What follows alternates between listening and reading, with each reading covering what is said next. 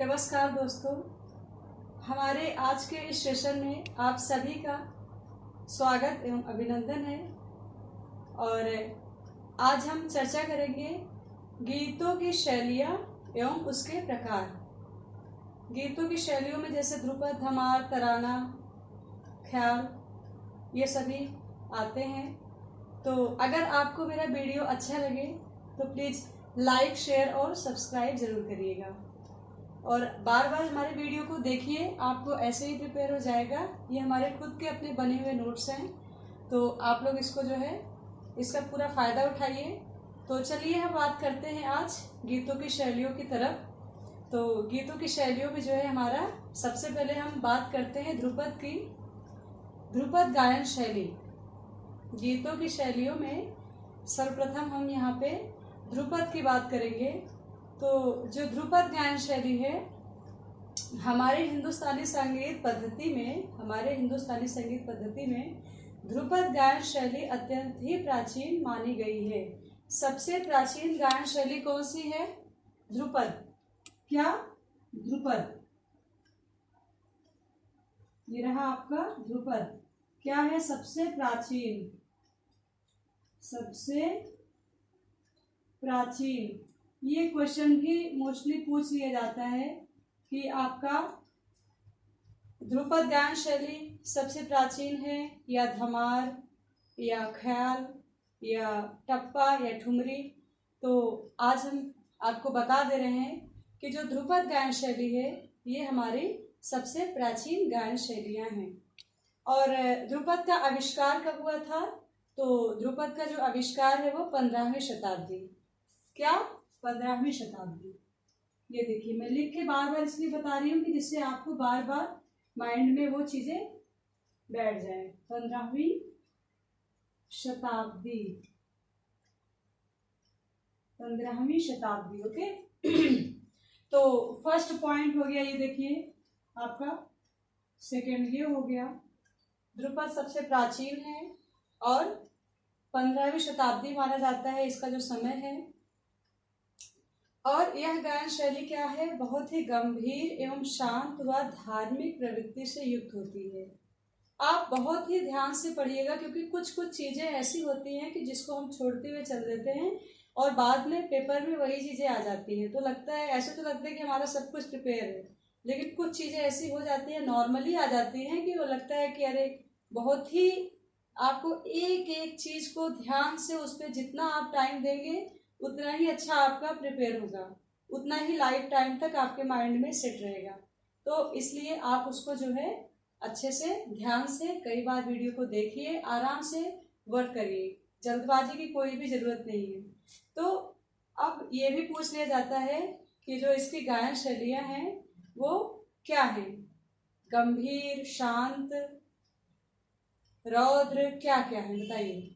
तो उस हिसाब से, हमारे हिसाब से गंभीर भी है, शांत भी है व धार्मिक प्रवृत्ति से युक्त है। क्योंकि देखिए कुछ कुछ बंदिशों में बंशीधर, पिनाकधर, डमरू भगवान का भी नाम होता है उसमें, शंकर जी का, तो धार्मिक प्रवृत्ति से भी जुड़ गया। गंभीर एवं शांत। गंभीर होता है ध्रुपद, गंभीर, ठीक है। क्या क्या होता है?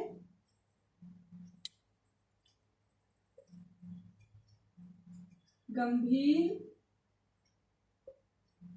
शांत, गंभीर, शांत, धार्मिक। गंभीर, शांत और धार्मिक होता है, ठीक है। आप इसको याद करिए, वीडियो को कई बार देखिए। और प्राचीन काल के प्रसिद्ध संगीतज्ञ, प्राचीन काल के कौन से प्रसिद्ध संगीतज्ञ थे जो ध्रुपद गाते थे? स्वामी हरिदास, तानसेन, गोपाल नायक, कुंभन दास, सुजान दास आदि ध्रुपद के ही महारथी हुए। कौन कौन से? आइए मैं यहाँ लिख दे रही हूँ। स्वामी हरिदास,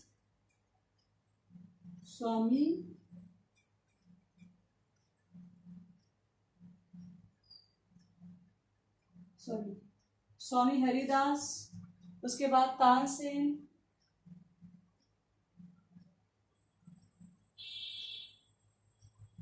स्वामी हरिदास, तानसेन, गोपाल नायक,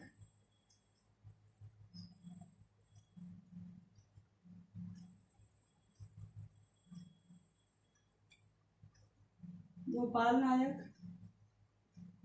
उसके बाद कुंभन दास, कुंभन दास, कुंभन दास। उसके बाद सुजान दास,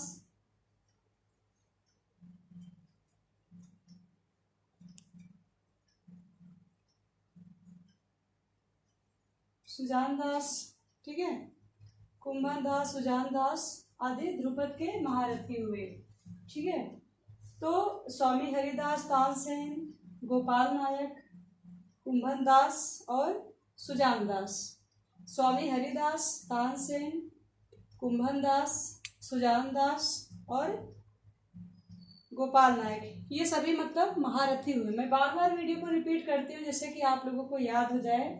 तो स्वामी हरिदास, तानसेन, गोपाल नायक, कुंभन दास, सुजान दास, ये सभी क्या हैं? महारथी हैं। अगर इसमें से पूछ लिया जाए गोपाल नायक कौन है, आपको नॉर्मली ऐसा लगेगा कि आ गया। जब वहां पे क्वेश्चन आता है तो आपका माइंड बस ब्लैंक होने लगता है कि क्या था, पढ़ा हुआ भी लगता है। जब तक आपके जुबान पे जब तक नहीं होगा कोई चीज, उस आप क्लियर नहीं कर पाओगे। क्योंकि एग्जाम में क्या होता है, उसी से रिलेटेड सारे ऑप्शन होते हैं।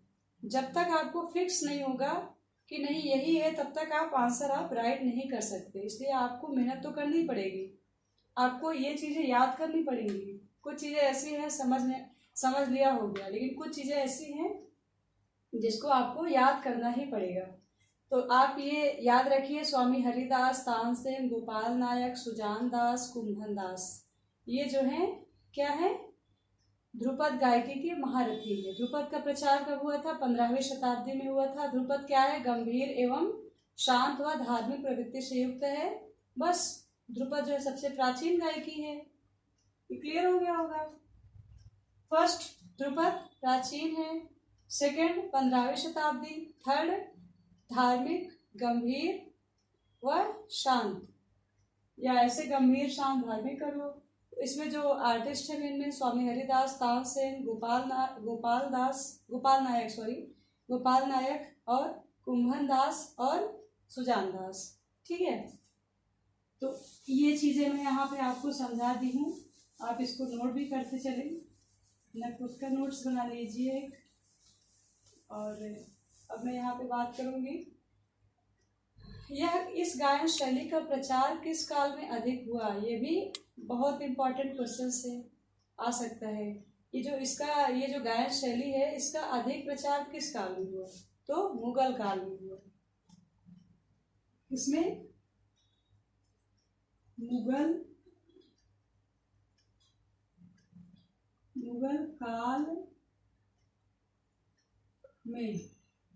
मुगल काल में हम क्वेश्चन पे भी वीडियो बनाते चलेंगे कि क्वेश्चन आपसे पूछेंगे, यहाँ पे आंसर भी हम देते जाएंगे। क्योंकि आप जितना टॉपिक जो भी करते हो, अगर उससे आप क्वेश्चंस पूरा आपका हो जाता है तो समझ लीजिए कि बहुत ही अच्छी बात है, तभी आपका पूरी तरह से प्रिपेयर है। मुगल काल में ध्रुपद का जो प्रचार कब हुआ? मुगल काल में अधिक हुआ। ओके।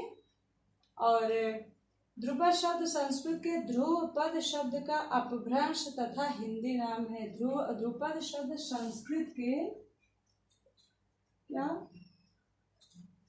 संस्कृत के ध्रुवपद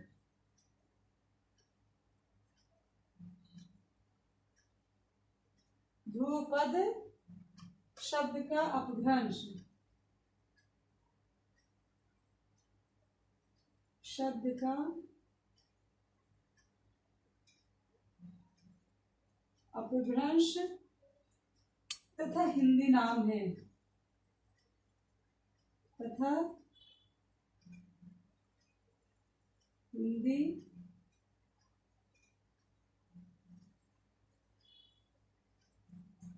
ध्रुपद तथा अपभ्रंश का हिंदी नाम है। ओके। और ध्रुव से तात्पर्य क्या है? नियत एवं दृढ़। ध्रुव से तात्पर्य, ध्रुव से तात्पर्य क्या है?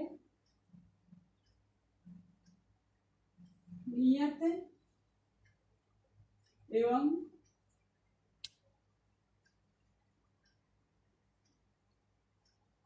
दृढ़, दृढ़। ओके, नियत एवं दृढ़। पद वह है जो गे अथवा गाने योग्य है। पद क्या है? ध्रुव से तात्पर्य क्या है? देखो, नियत एवं दृढ़। पद से जो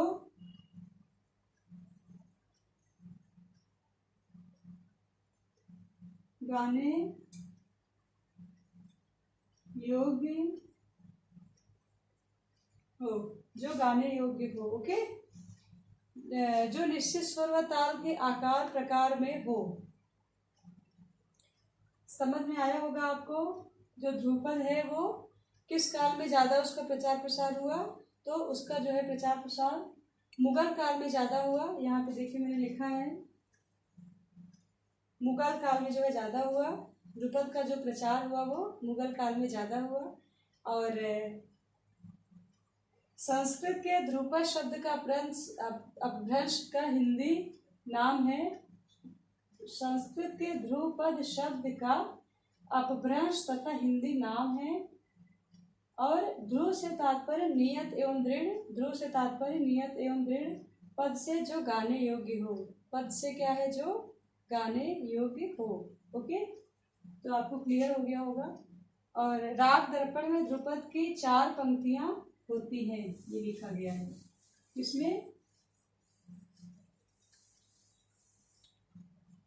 क्या है? राग दर्पण में क्या लिखा गया है? राग दर्पण में, राग दर्पण में ध्रुपद की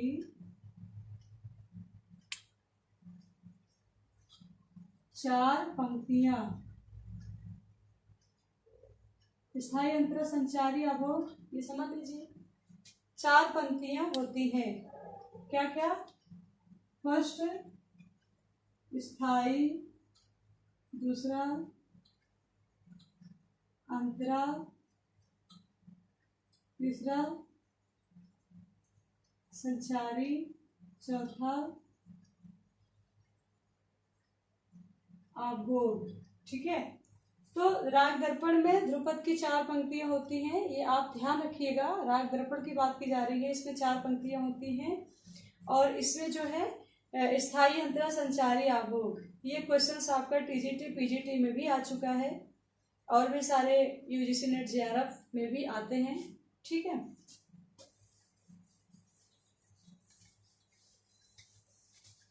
तो गीतों की शैली एवं प्रकार में हम ध्रुपद की चर्चा कर रहे हैं। तो 4 पंक्तियों में बांटा गया है। इसकी गायकी को, ध्रुपद की भाषा क्या होती है? देशी होती है। ओके, ध्रुपद की जो भाषा है वो क्या होती है? देशी। और इस गायकी को समस्त रागों में बांधा जा सकता है। ध्रुपद शुद्ध राग रागनी में रचे जाते हैं। किसमें? शुद्ध राग रागनी में। शुद्ध राग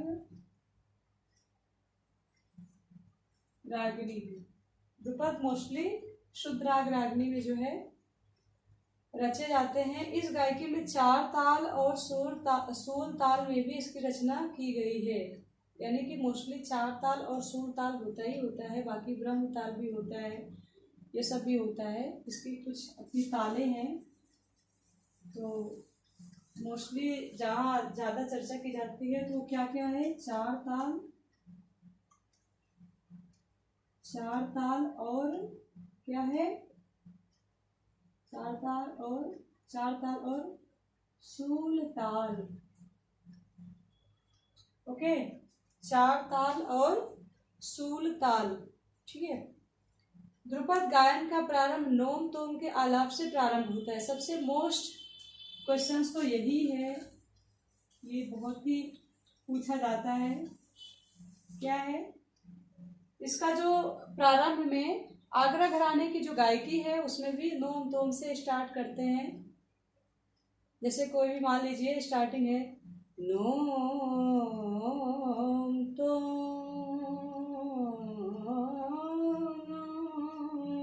इस तरह से, ठीक है। तो नोम तोम से स्टार्ट करते हैं गायन प्रारंभ। तो ध्रुपद में भी क्या करते हैं, जब थोड़ा सा आलाप लेते हैं स्टार्टिंग में तो नोम तोम से ही करते हैं। ओके, तो ये कहा जा सकता है इसका गायन का जो प्रारंभ होता है वो किससे होता है, नोम तोम से, नोम तोम से। ओके, नोम तोम के आलाप से प्रारंभ होता है। इसके निबद्ध होते हुए भी गायक अपनी इच्छा अनुसार इसको लयबद्ध कर देता है। ये निबद्ध तो होता ही है, ठीक है, यानी बधा हुआ होता है, लेकिन जो आर्टिस्ट होता है वो अपनी इच्छा अनुसार इसको लयबद्ध करता है। इसका मतलब जैसे लयकारी है तो उसमें जो है लयकारी करता है, फिर उपज भी होता है। उपज मतलब कि अपने जो है स्वरों को लेते हुए उसी में ताल में ही होते हुए जो है बार बार स्वरों को जो है बहलाना जो है वो उपज है।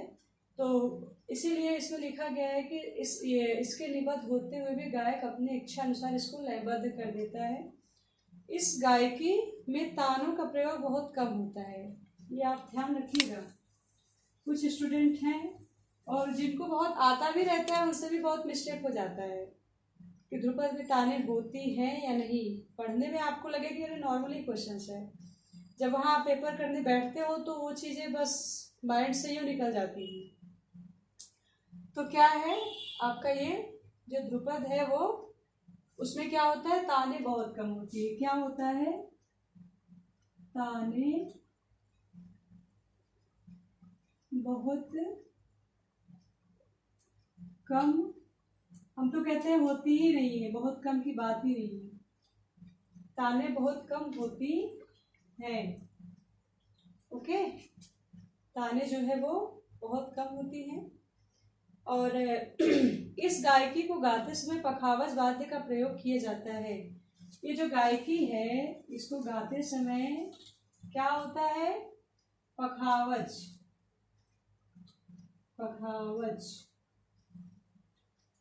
इस गायकी को गाते समय पखावज का प्रयोग ज्यादा किया जाता है।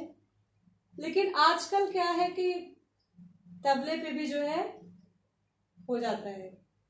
देखिए आजकल मैं तो देखती हूँ कि जितने भी आर्टिस्ट आ रहे हैं बहुत कम ऐसा है कि पखावज लेके बैठते हैं, नहीं तो तबले पे बड़े मुंह वाला जो तबला होता है उसी के साथ जो है, क्योंकि ये खुले बोल का होता है, इसके जो बोल होते हैं धा धा दिन ता टिट धा दिन ता टिट कत गदिगन, ये इसके बोल खुले बोल के हैं, इसलिए इसमें जो है खुले बोल का जो तबला जो होता है चौड़े मुंह का उसी को लिया जाता है। तो अब कहने का मतलब सिर्फ यही है कि इसका जो प्रयोग होता है पखावज या तबले दोनों पर होता है। प्राचीन समय में पखावज पे ही होता था, लेकिन आजकल जो है पखावज का प्रचार कम होने से ये इसका जो प्रयोग है वो तबले पे ही होने लगा है। ठीक है, ध्रुपद में केवल वीर शांत भक्ति रस का ही उपयोग होता है। ओके, वीर शांत भक्ति गंभीर ये सब लिख सकते हैं, जैसे गंभीर हो गया। ओके, गंभीर, वीर, गंभीर, वीर, शांत। ओके, रौद्र नहीं लिखेंगे, सॉरी, गंभीर, वीर, शांत और भक्ति। भक्ति में वही मतलब समझ लीजिए, मैंने जो पहले ही बताया था कि शांत, गंभीर, धार्मिक, तो उसी से हम रिलेट कर दे रहे हैं। ये हमारा हो जाएगा गंभीर, वीर, शांत और भक्ति। ओके,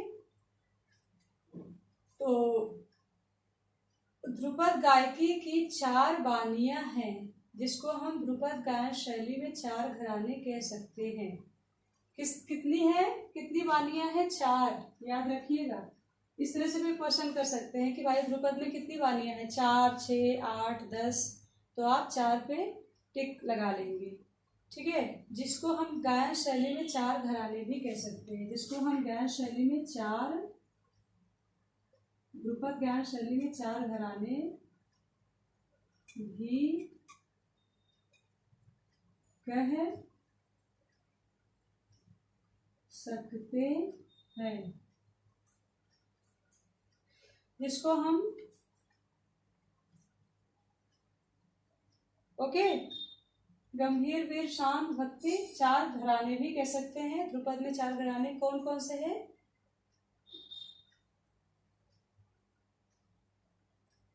गोबरहार, डागुर, खंडार, नौहार। ठीक है, क्या क्या है ये देखिए, मैं यहां लिख दे रही हूं। आप इसको शॉर्टली भी याद कर सकते हैं, क्योंकि क्या होता है कि आप स्टार्टिंग में भी याद करेंगे, लास्ट में भी याद करेंगे। एग्जाम के कुछ दिन पहले अगर आपने रिवीजन नहीं किया तो सब आपका पढ़ा हुआ चला जाता है। तो अगर आप शॉर्ट ट्रिक अपना रहे हैं तो आप कभी भी भूल नहीं सकते हो। जैसे मेरा अपना ये खुद का एक्सपीरियंस है, जैसे गोडा खानू मैंने लिख दिया, याद करने का अच्छा तरीका है। गोडा खानू, या मैंने इसको ऐसे लिख दिया, चलो छोड़ो, ऐसे लिख, मैंने इसको गोडा खानू,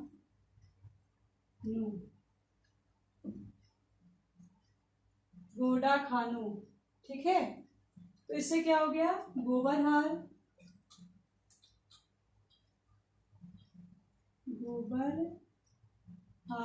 डा से डागुर, खंडार,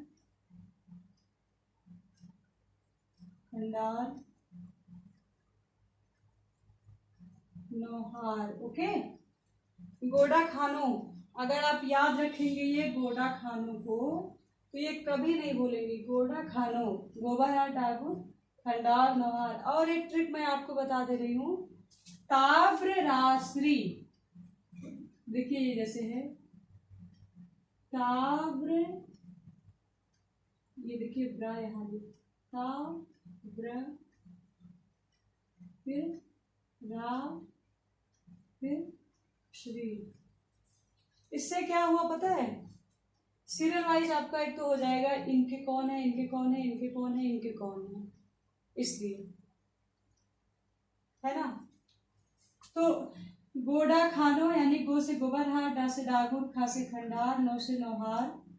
ओके, तो इसके जो गायक हैं, जो भी इनके हैं, इस घराने से जो रिलेटेड हैं, तो ताब्र राश्री, ताब्र राश्री, ता से यानी तानसेन हो गए, तानसेन। ब्रा मतलब ब्रजचंद्र,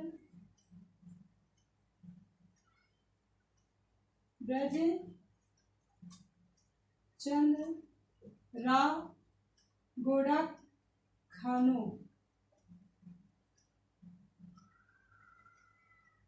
रा से राजा समूखन सिंह, राजा समूखन सिंह। नौहार, ठीक है, राजा समूखन सिंह श्री, यानी कि तानसेन, ब्रजचंद्र, राजा समूखन सिंह, उसके बाद श्रीचंद्र। क्या?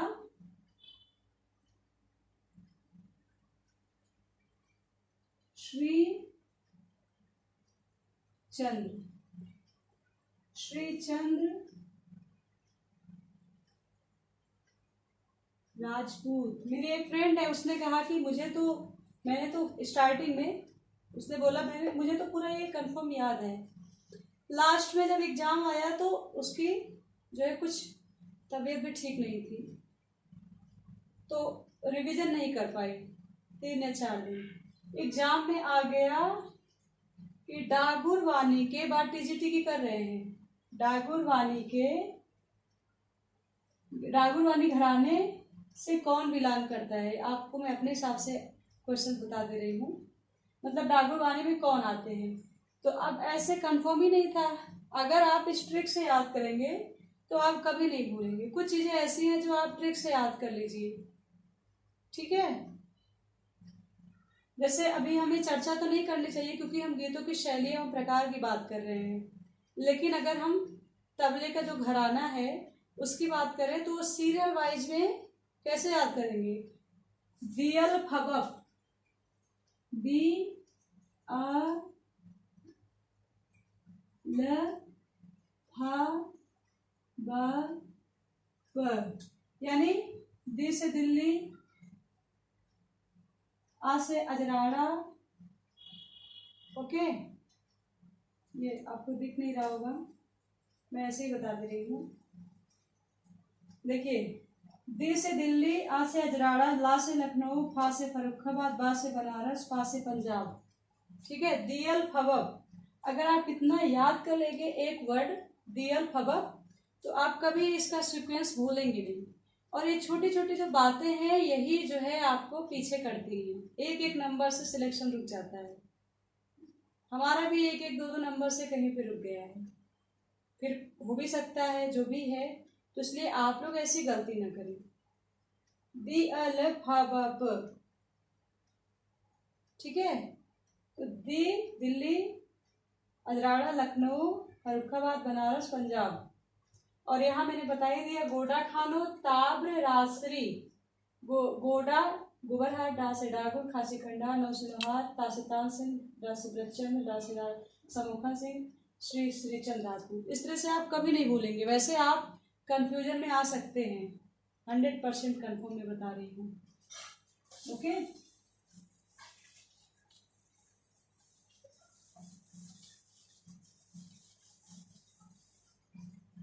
और ये हो गया हमारा ध्रुपद गायन शैली का। जो जो इसमें मेन बातें थी, मैंने अपना जो खुद का नोट्स बनाया था मैं यहाँ पे आपको समझा दी हूँ, और बीच बीच में आपको नोट्स भी बना के बीच बीच में आपको मैं समझाते भी जा रही हूँ लिख लिख करके। अब आइए हम बात करते हैं धमार की। तो धमार गीत का ही एक प्राचीन प्रकार है। क्या है? ये भी गीत का एक प्राचीन प्रकार है, जिसे बोला जाता है साथ में ध्रुपद और धमार। अब आजकल तो बहुत कम होता है, सिलेबस में ज़्यादा राग का ही होता है, एक दो चॉइस में रख लेते हैं, एक ध्रुपद एक धमार। लेकिन प्राचीन काल में ध्रुपद धमार का ही चलन था, वही गाते थे। तो धमार गीत का ही एक प्राचीन प्रकार है। धमार शैली ध्रुपद की तुलना में कुछ हल्की परंतु गंभीर गायकी है। क्या है? ध्रुपद की तुलना में, ध्रुपद की तुलना में कुछ हल्की तथा गंभीर गायकी है। देखिए, आप सब लेसन को कई बार पढ़िए, पढ़ करके उसको पेंसिल से टिक लगाइए और अपने नोट्स बनाइए, एक मोटा रजिस्टर लीजिए। ओके, क्योंकि इससे क्या होता है कि अगर आप एग्जाम टाइम में बुक को आप पढ़ोगे तो आपका ना रिवीजन हो पाएगा, ना आपके माइंड में सेट हो पाएगा। और अगर आप 2-3 बार भी करोगे तो आपको 1-2 मंथ भी लग जाएंगे, 1 या 2 मंथ। और आपको जो नोट्स होता है उसको आप 10 टाइम्स भी अगर करते हो तो भी आपका रिवीजन हो जाएगा। मेरा अपना खुद का एक्सपीरियंस है। इसके पहले मैं ऐसे ही करती थी कि बुक से ही पढ़ती थी, फिर बाद में मैंने अपना नोट्स बनाया। मैं आपको अपना नोट्स दिखा दे रही हूँ, कितना मोटा मेरा रजिस्टर भर चुका है। मैं सेकंड बनाने वाली हूँ, आपको मैं शेयर कर देती हूँ। ये देखिए, मेरा खुद का अपना नोट्स है। तो इस नोट्स में मैंने शॉर्ट में सारी चीज़ें पढ़ पढ़ के, जो मेन चीज़ें हैं, कुछ छूटेगा नहीं आपके टॉपिक से, कुछ भी नहीं छूटेगा। ओके, तो इसको मैंने इस तरह से किया है, तो आप लोग भी ऐसे ही करिए अच्छे से आप। ओके, तो ध्रुपद धमार शैली ध्रुपद की तुलना में कुछ हल्की व परंतु गंभीर गायकी है। क्या है? कुछ हल्की व गंभीर गायकी है। ठीक है ना? क्या है? ये भी प्राचीन है, ध्रुपद से कुछ हल्की तथा गंभीर गायकी है। और इसे क्या कहते हैं? होरी भी कहते हैं। इसे होरी भी कहते हैं। क्या? होरी भी कहते हैं। ओके। यह गायकी धमार ताल में ही गाई जाती है। आप ये ध्यान रखिएगा, बार बार क्वेश्चन आते हैं, आप लोग कंफ्यूजन में हो जाते हैं कि जो धमार ताल होता है वो अपने ही नाम की जो ताल होती है धमार ताल, जैसे उसके बोले का धी टा धा आ ग ती टे ता आ। ठीक है, तो उसका जो बोल है वो अपने ताल के नाम पर ही उसकी जो गायकी होती है उसी पे होता है। ठीक है ना? ये चीज आपको क्लियर हो गई होगी। और इसमें अधिकतर राधा कृष्ण और गोपियों अथवा ब्रज की होली का वर्णन मिलता है। क्या? राधा कृष्ण, राधा कृष्ण और गोपियों और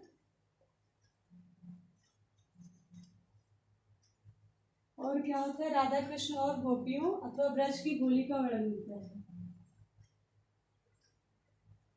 अथवा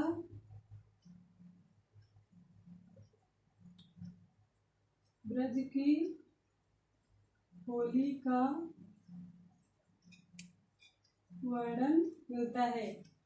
राधा कृष्ण अथवा ब्रज की होली का वर्णन मिलता है। ठीक है। धमार श्रृंगार रस प्रधान गायकी है। आप ध्यान रखिएगा, धमार जो है वो श्रृंगार रस प्रधान गायकी है। क्या? श्रृंगार रस, श्रृंगार, यहाँ पे लिख रही हूँ, श्रृंगार रस प्रधान गायकी है और परंतु गंभीर गायकी है। परंतु गंभीर गायकी है। ठीक है, गंभीर गायकी है। उसके बाद इसमें भी ध्रुपद के समान नोम तोम का आलाप तथा लयकारी का विशेष महत्व है। किसका महत्व है? नोम तोम का आलाप, नोम तोम का आलाप तथा लयकारी,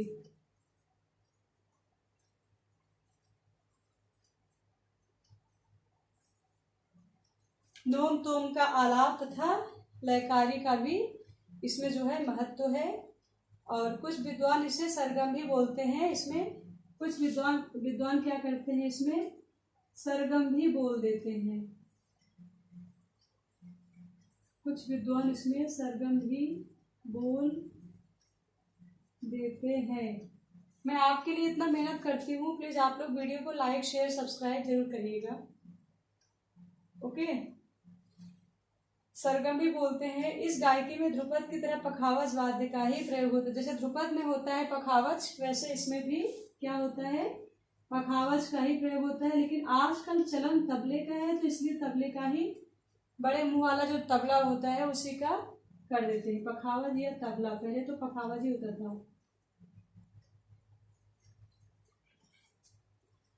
पखावज या तबला वाद्य का ही प्रयोग होता है। धमार शैली में राग की शुद्धता प्रधान रहती है। धमार शैली में क्या होता है? राग की शुद्धता प्रधान रहती है।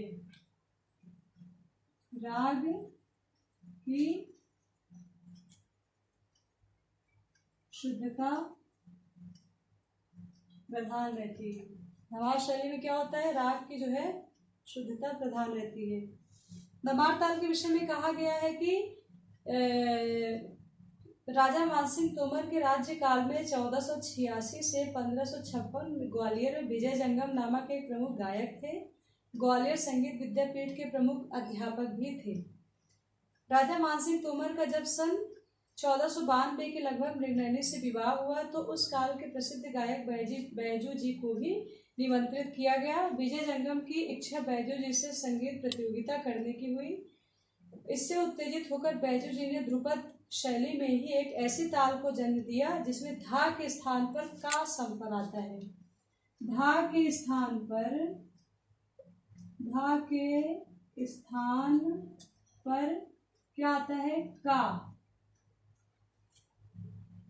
सम आता है, का सम, क्योंकि भाई धमार जो ताल है उसमें क्या है, का धी टा धी, तो का पे क्या होता है, सम होता है, का पे क्या होता है, सम होता है। जब बैजू ने कह दिया कि इसमें धा को मार दिया है इसलिए इसे धमार नाम दे दिया गया, तब से आज तक यह गायकी धमार नाम से प्रसिद्ध हो गई। ये चीज आप तो मैं बार बार अभी फिर से समझा ले रही हूँ। कुछ चीजें जो मैंने पहले बताया धमार में, मैं आपको यहाँ पे ऐसे ही रिवीजन करा दे रही हूँ। धमार भी प्राचीन गायन शैली है ध्रुपद की तरह, इसमें भी जो है शांत रस का प्रयोग होता है, श्रृंगार रस का प्रयोग होता है, शांत नहीं, सॉरी माफ कीजिएगा, श्रृंगार रस का प्रयोग होता है। ये अपने ही धमार ताल में गाई जाती है। इसमें भी जो है सरगम और लयकारी होती है, ध्रुपद के समान इसमें भी नोम तोम होता है। इसमें में राधा कृष्ण गोपियों अथवा ब्रज की होरी का वर्णन मिलता है, इसे होरी भी कहते हैं। जो धमार होता है वो अपने ही ताल धमार ताल में ही गाया जाता है और किसी भी उसमें नहीं गाया जाता है, जैसे का धी टा दा आगा ती टे ता आ, यह है तो आपका इसी में जो है होता है। और इसमें जो है क्या है, सरगम भी बोलते हैं, पखावज या तबले का प्रयोग होता है। पहले तो पखावज होता था लेकिन आज के समय में जो है तबले का प्रयोग ही हो रहा है, क्योंकि उतना जो है प्रचार पखावज का नहीं है। तो यहाँ पे समझाने वाली जो बात थी मैं फिर से रिपीट कर रही हूँ, लाइन को ध्यान से सुनिएगा। धमार ताल के विषय में कहा गया है कि राजा मान सिंह तोमर के राज्यकाल में, राजा मान सिंह तोमर के राज्यकाल में 1486 से कितना, 1486 से 1516, 1486 से 1516 राजा मानसिंह तोमर के राज्यकाल में 1486 से 1516 ईस्वी तक ग्वालियर में विजय जंगम नामक एक प्रमुख गायक थे। राजा मानसिंह तोमर के राज्यकाल में 1486 से 1516 में एक विजय जंगम नामक एक प्रमुख गायक थे। विजय जंगम नामक एक प्रमुख गायक थे। अभी तक आपको क्लियर हो रहा होगा। ग्वालियर संगीत विद्यापीठ के अध्यापक भी थे। राजा मानसिंह तोमर का जब सन 1492 के लगभग क्या हुआ था, 1492 ओके के लगभग किससे विवाह हुआ था, राजा मानसिंह तोमर का मृगनयनी, ठीक है। 1486 से 1516 में राजा मानसिंह तोमर के राज्यकाल में विजय जंगम नामक एक प्रमुख गायक था, जो ग्वालियर विद्यापीठ का प्रमुख अध्यापक था।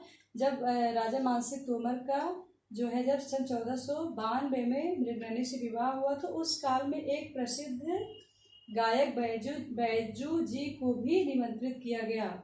मतलब विजय जंगम तो उनके राज्यकाल में थे ही, लेकिन बैजू जी को भी निमंत्रित किया गया। विजय जंगम की इच्छा क्या हुई